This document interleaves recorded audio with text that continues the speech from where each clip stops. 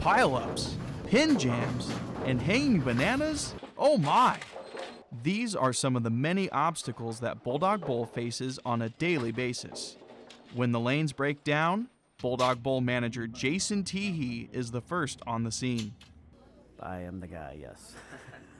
He arrives early in the morning, making repairs to the machines to keep the alley running smoothly. It's like working on a car, you know. I mean, the same thing with a car, you know.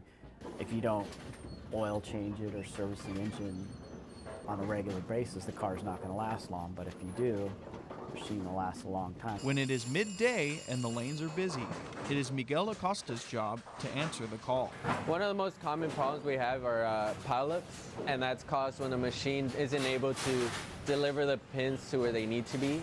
Classes, team practices, and large reservations keep the alley full and Acosta's workload jam-packed. It's a lot. There's a lot of issues that we have to stay aware of. This is where a majority of the mechanics work goes on here, fixing cells on the table and these cups that drop the pins.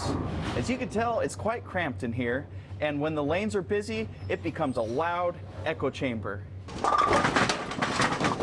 It can all be a lot to handle, but to Acosta, it is worthwhile. I learned a lot, and a lot of stuff that I could apply both in the lanes and out the lanes.